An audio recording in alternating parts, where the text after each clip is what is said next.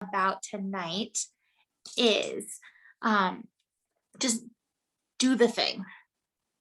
Just do it. That's what it's called tonight. Just do it.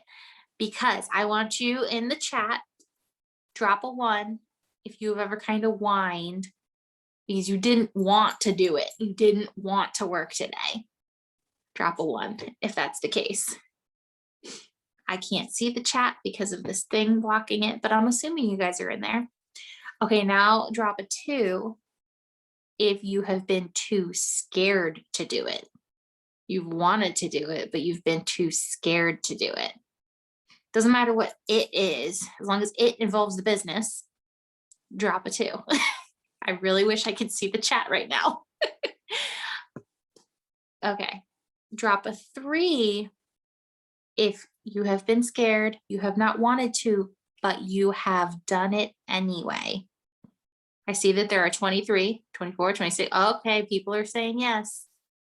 Awesome. That's good. That's what we're going to talk about tonight. How do we just do it? How do we push past what we're feeling? And sometimes we don't, sometimes we give ourselves a few days, guys.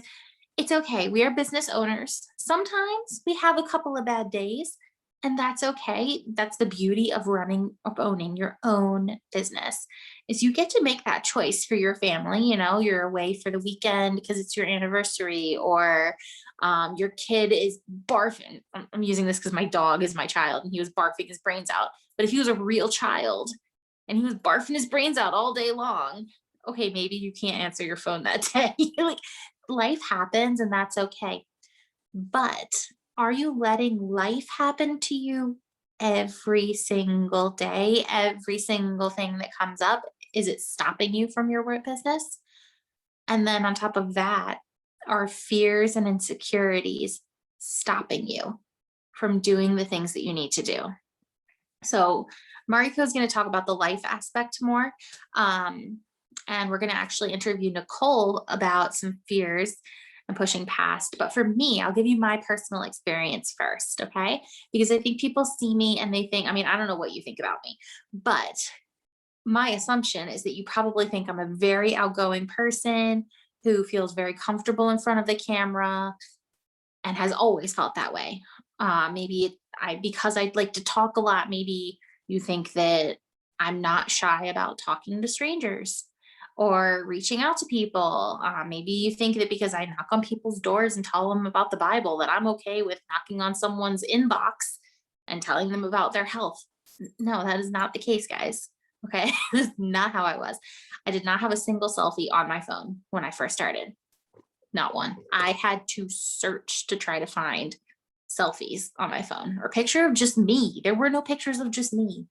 I had never talked to my camera before.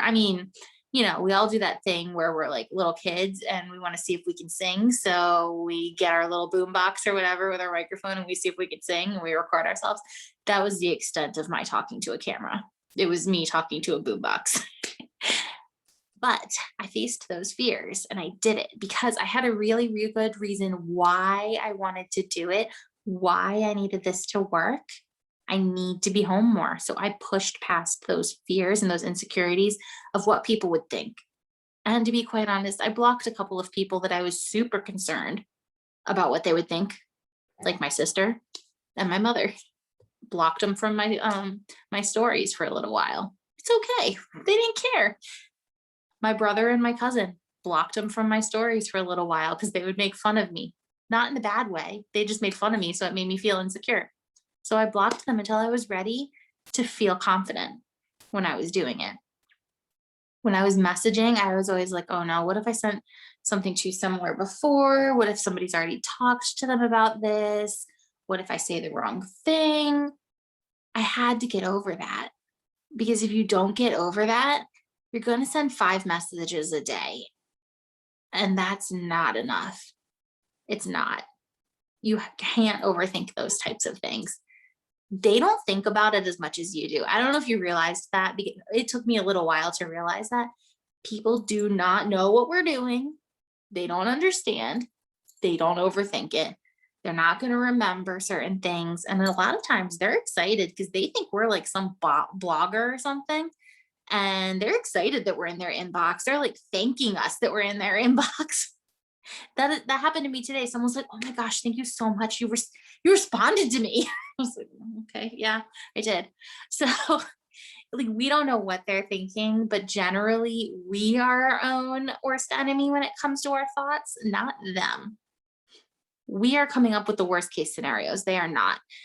And if they are actually genuinely not nice, we can block them. I actually today told someone that they were rude, and why did they need to be rude? Because they said something rude to me, and I was like, you could have just said you weren't interested. You didn't have to be that way. I'm sorry. 'Cause I've never done that before in my life, but I felt confident enough to say it today because of the way that they responded. You gain that confidence. One of my favorite things was like with your enrollers, ask them what you can be doing to gain that confidence. It's going to help. I know when I first started, because I knew Tara a little bit before I started, she saw what I started with, and it was always so entertaining to me because I actually didn't see how shy and nervous I was. The first time I led a Zoom like this, she was in my phone going, "Oh my gosh, you were confident." Like you don't even realize sometimes that people are watching you grow in your confidence. It's kind of fun. But that's enough of me talking. While we're on this subject, I actually would love for Nicole to share with us a little bit. So, Nicole is one of our sideline sisters. She graciously volunteered for us to torture her tonight so that we could talk with her. Um, Nicole, do you mind kind of sharing like a little bit about yourself with your journey in the business? Yes, absolutely. So I've tomorrow is going to be only 6 months that I've been in this business. I am currently pushing for Ruby, and Nice. I am a stay-at-home mom. My husband works full time. We have our own business, and he just recently started that as well. So this was something that I was like, I don't think I can do this. Like the first few weeks.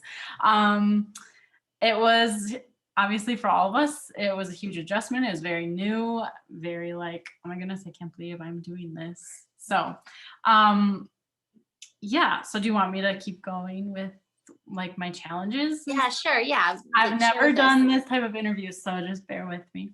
Yeah, I mean, like, Uh, definitely share with us, like, what was the hardest things for you to have to push past when you got started? Okay, so after listening to you talk, this isn't even on my list, but 100% like what people are gonna think of me. Mostly like my family and friends. Um, Mhm. you get over that pretty quick because it's like whatever. Like I'm having fun, I'm making money, I'm making new friends. Like people can think what they want to think. And so I of course I still have my days where I'm like, oh, I don't know if I should post this because what if this person thinks it's weird or whatever. But Mhm. I think as far as like the business aspect, I think some of the things that I've struggled with the most are like asking for HAPs, host posts. I really struggled with like the KPI list because it felt like so overwhelming. HAPs felt so unnatural to like if someone's telling me no to something and then like keep like okay, but can you do this? So and then I also thought that interacting was kind of weird, especially with once I started growing my network. I thought that's like talking to strangers or like Mhm. it was just weird for me, like especially strangers. Obviously, it comes natural for our family and friends. We can interact on their posts, but when it came to people, I have no idea who you are. And I'm like this person's gonna think like, who is this girl? Like, and so, um, and when I get overwhelmed, I shut down and I just like don't do anything. I know there's some people, not everybody's like that. Everybody handles pressure differently. Um, but I was looking at some of like the lists that I was getting sent, and I was like, I can't do this. Like, I just couldn't. And so immediately I went to my upline. My team is amazing. They always have something to help me with, or good ideas, or just asking me like, what's wrong? What are you afraid of? Just kind of helping me Mm. analyze my fears. And so I watched an amazing YouTube video from Morgan McIntyre, and it's called 6 Things Successful DTs Do Every Day. And that was like, I was like, I can do this. Like, it just clicked with me. Those 6 things. It's not any different from the 6 things we've been told from day one to do, but the way she broke it down for me was just like, I can do this, no problem. So that day I decided, I said, okay, this week I'm gonna do this. I'm gonna set timers so I'm not spending all day on like one thing.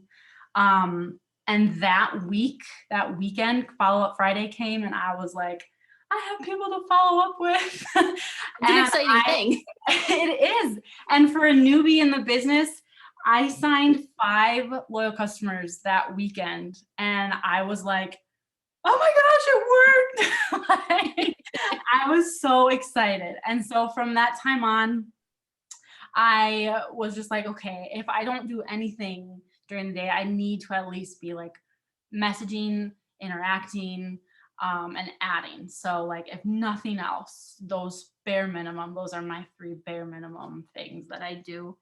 I still struggle with HAPs, I'm not gonna lie.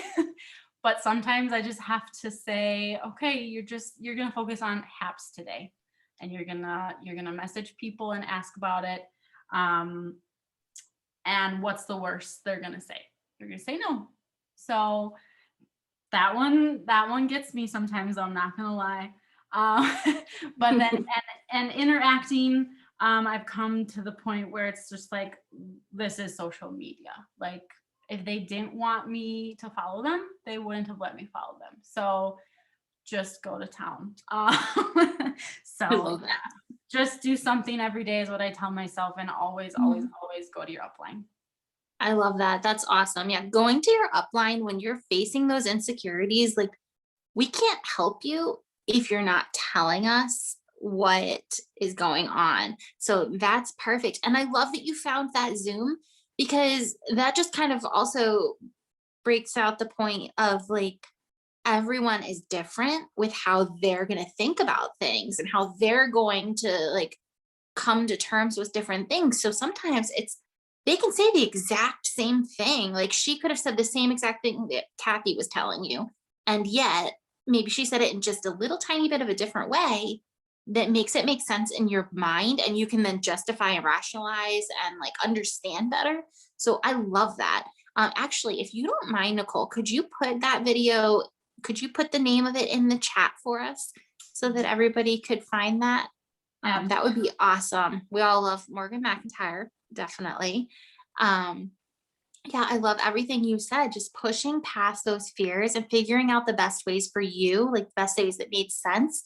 And also, I really liked how you said that on the day that some days you just decide you're going to focus on host to post. That definitely is something that I've done in the past, that I do sometimes.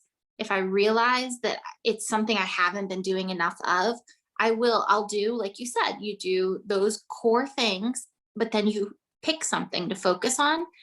And that's less overwhelming if you just decide, this is my tunnel vision, this is what I'm focusing on today. Love that. Thank you so much for sharing all of that with us. Are you still here, Marco?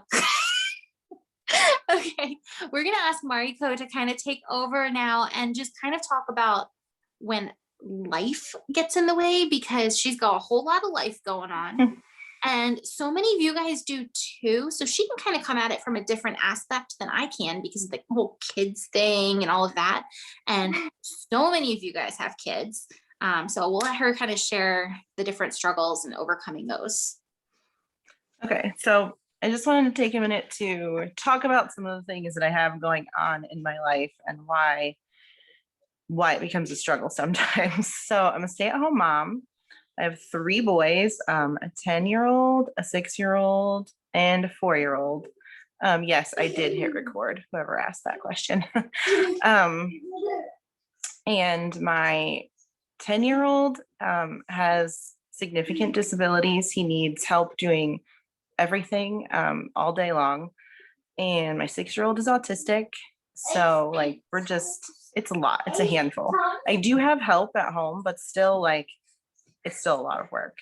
So I'm not so much an overthinker as I get overwhelmed sometimes. The things that I need to get done in a day, not just for the business, but for life, is just a lot. Like sometimes I just like, I don't even know how to get all this done every day.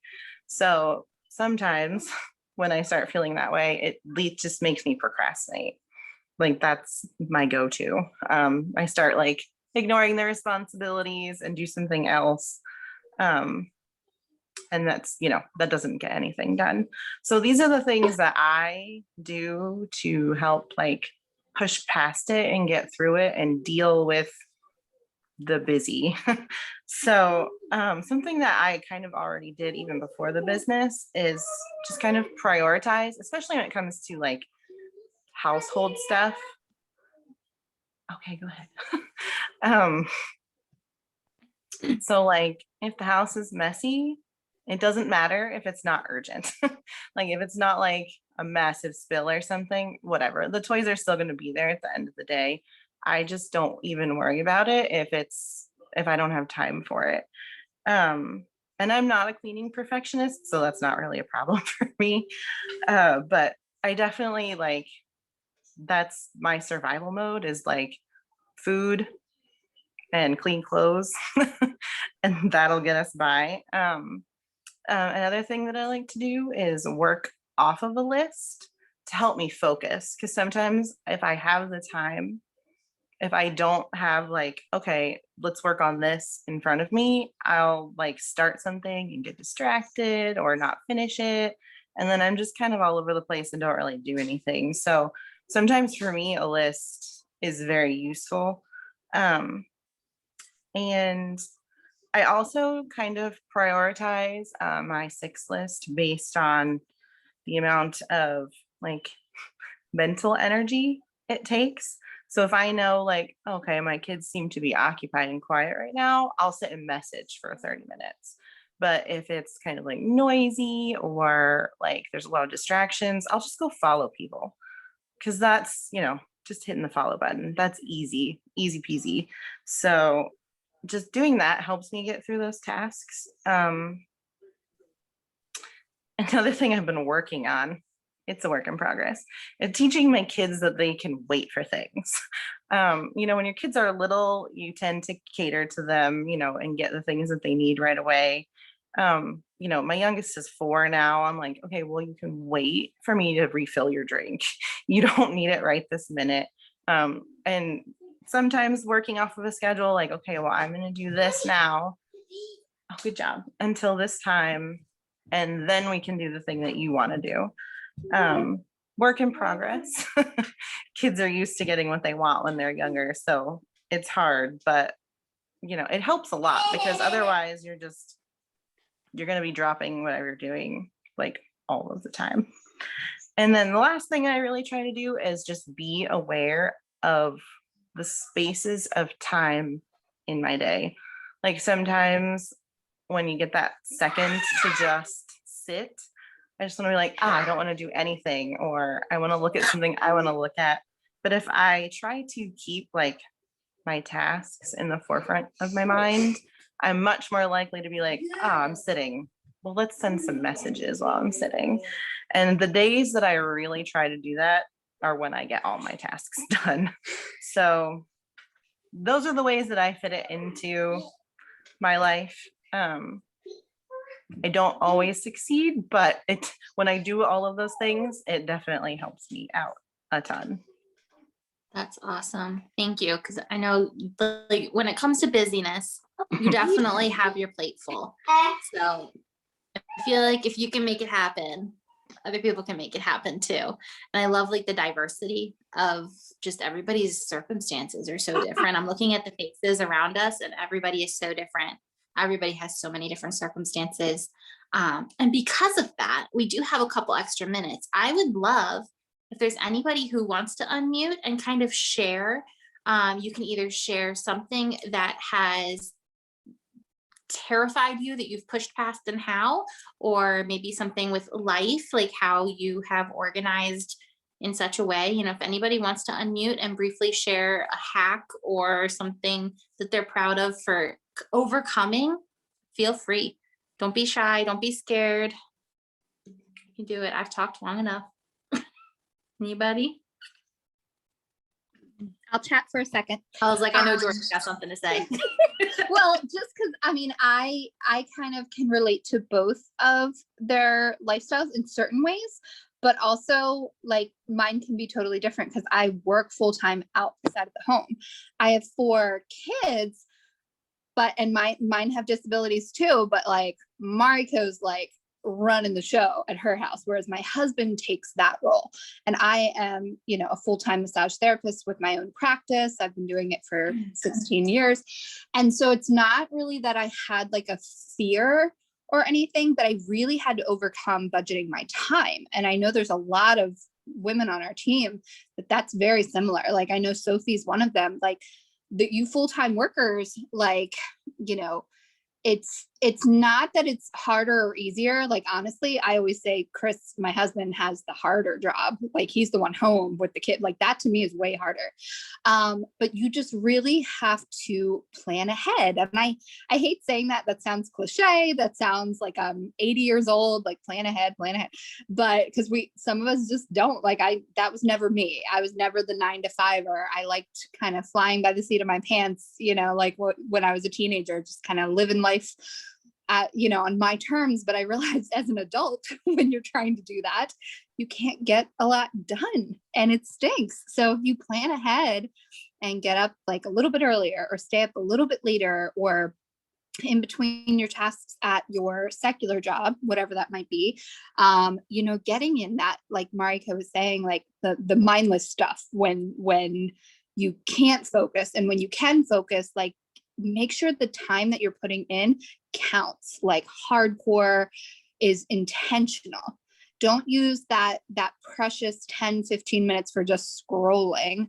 Like send out those messages, set a timer and be like, I'm going to send out, 30 messages in the next 7 minutes, and then make it like a competition with yourself to like keep it exciting.